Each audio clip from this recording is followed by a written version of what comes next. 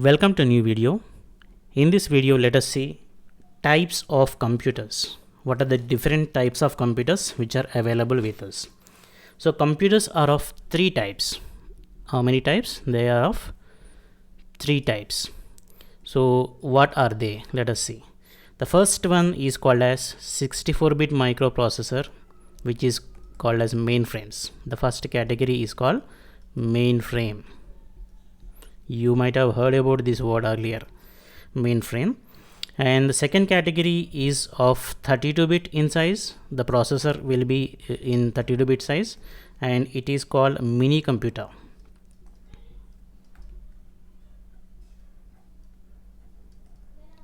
And the third category is available as 4-bit, 8-bit, 16-bit, so on up to even up to 64-bit it is available. So this we will call as microcomputers.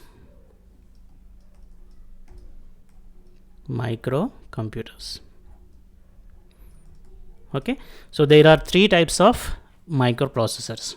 They are 64-bit mainframes, mini computers which are 32-bit, and then microcomputers which are available in the form of 4-bit, 8-bit, 64-bit, and even the 16-bit, 32-bit also.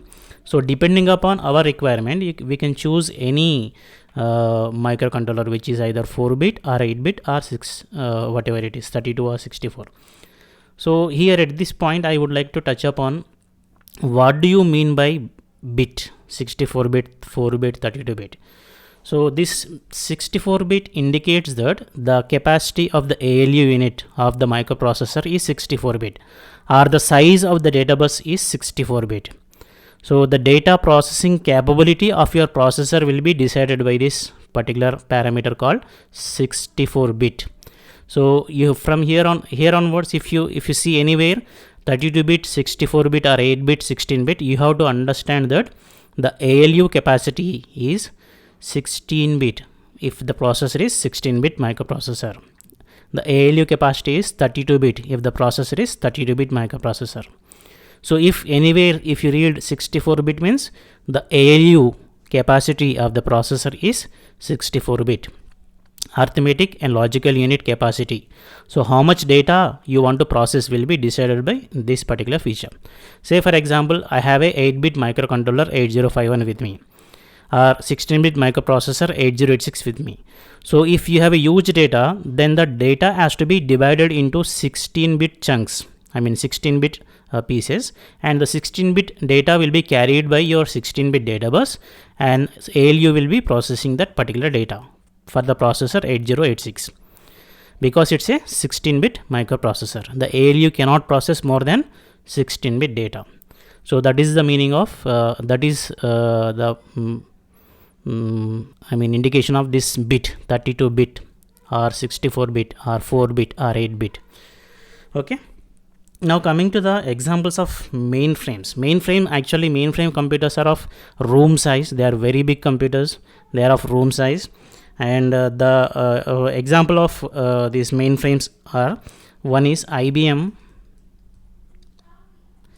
4381. This IBM 4381 is one of the example of mainframe computers, and the other one is Honeywell DP58. This is the second example of your mainframe computers, and the last one is Cray YMP/832. These are the examples of mainframe computers.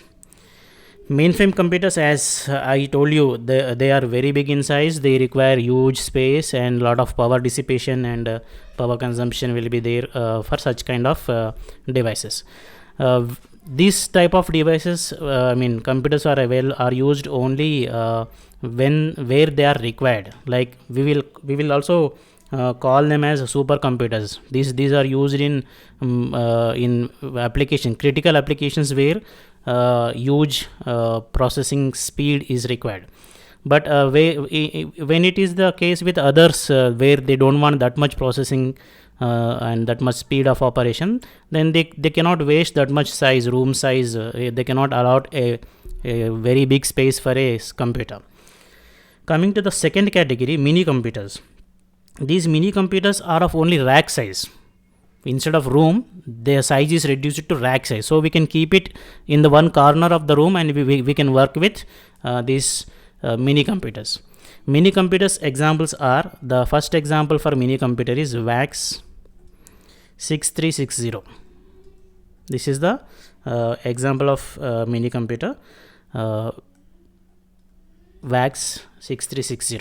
As I mentioned, they are of rack size only, and they are available in 32-bit version, so you can work with these 32-bit microprocessors. According to the requirement of the users, they can go ahead with these processors.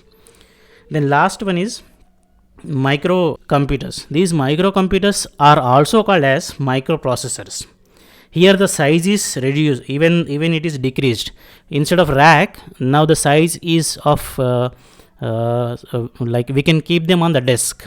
So that's why we will call our systems the microprocessors as desktops in olden, during 2000 or 2005, like that. Now of course everybody are using laptops, even smaller than one which can place in the lap. We are using palm tops also. Okay, so these microcomputers are often called as microprocessors. They are small in size and can be placed on the desk. And they are also available in 4-bit, 8-bit, 16-bit and 32-bit versions. So these computers are widely used in industries. So all the industries, because of the availability of the small size computers which can be kept on the desk and the people can work with that devices. So all industries started going for computerization. So with the availability of this third category of microprocessors, there was revolution started, and all industries started working with computerization of their organization started, and they started working with the different types of configurations which are available. One is called time sharing and multitasking system. Other one is called distributed processing or multi processing system. Of course, this is not that much. We are not interested about this topic. We are diverting from our current topic, so I don't want to touch upon that point.